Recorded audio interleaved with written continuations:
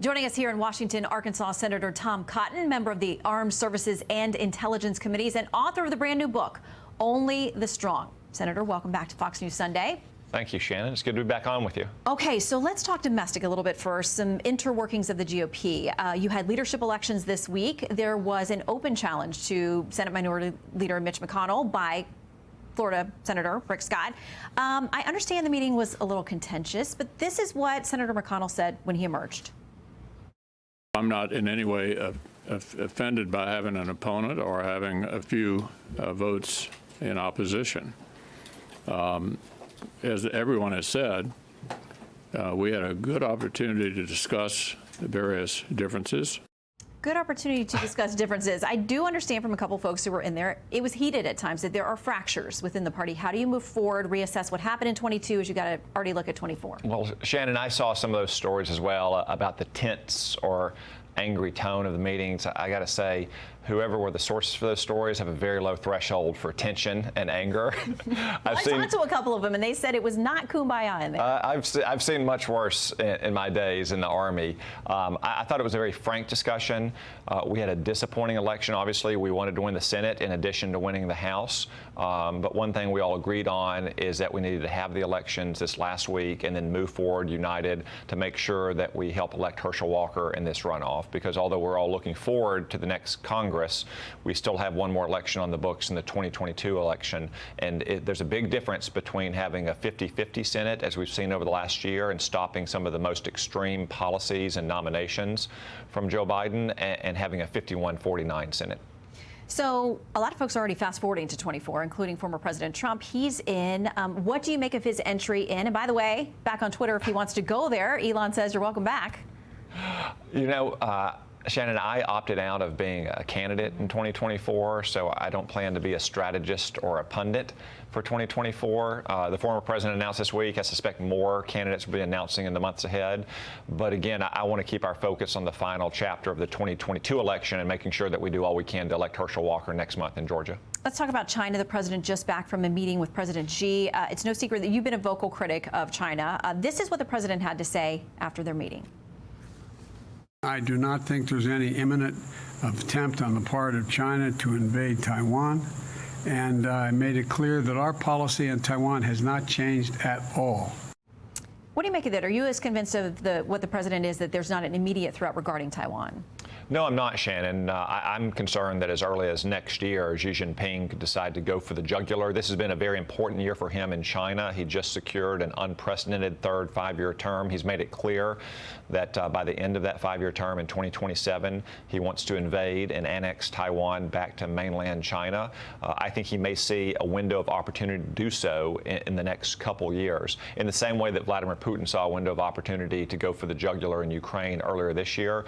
Even if President Biden believed that an invasion is not imminent, I would suggest that it's not helpful to say that publicly because it might invite more adventurism from Xi Jinping. What we should be doing instead is working with Taiwan, making sure they're armed up to prevent any such invasion. You're also worried about TikTok. You told people if you got the app, delete it. If you can, just get a whole new phone. You're worried about the collection of data.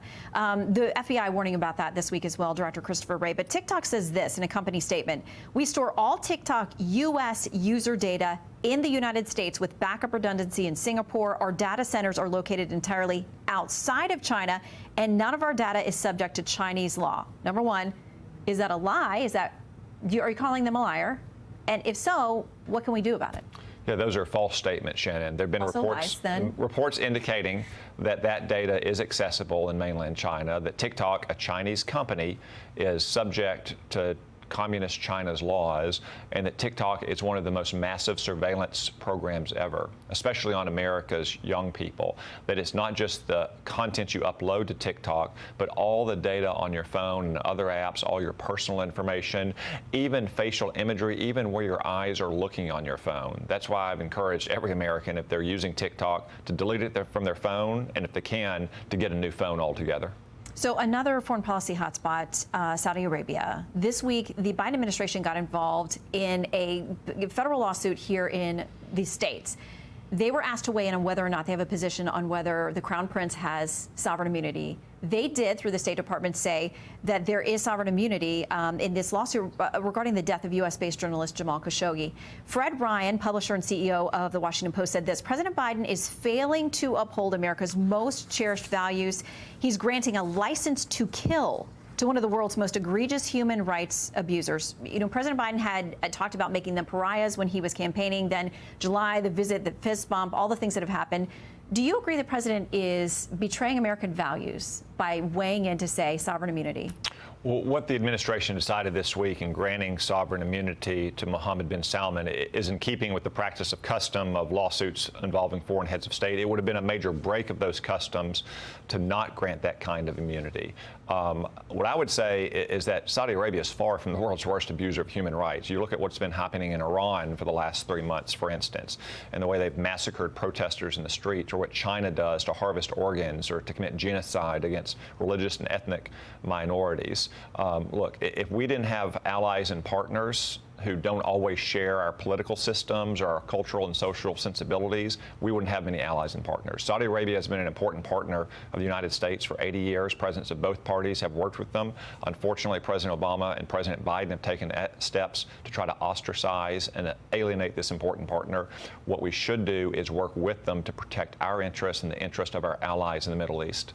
But how do we rate these things? If you talk about China and Iran and other places, Saudi Arabia has got a lot of accusations regarding human rights abuses. This is, you know, a U.S.-based journalist. I mean, somebody who was, our intelligence agencies say, murdered by the Crown Prince, at least knowing about or being okay with the operation.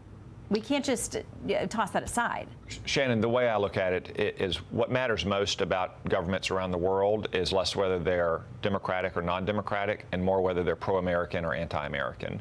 And the simple fact is Saudi Arabia has been an American partner going back 80 years. That doesn't mean that we overlook or excuse countries that are pro-American, and we can even help midwife or nurture them into democratic countries like Ronald Reagan succeeded in doing in South Korea and the Philippines. But to protect American interest, of course, we have to partner with countries that don't always share our political system and our cultural and social sensibilities. But the Biden administration didn't have to weigh in here. They chose to. They chose to take this step.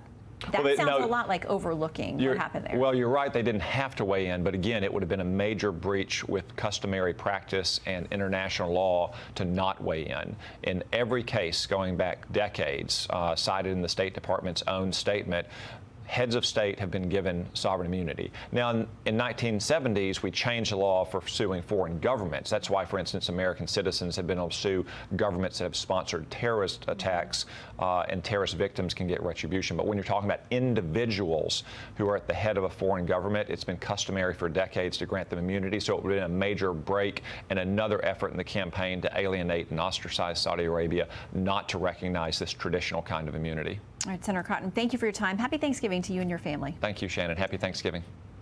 I'm Steve Doocy. I'm Brian Kilmeade. And I'm Ainsley Earhart. And click here to subscribe to the Fox News YouTube page to catch our hottest interviews and most compelling analysis.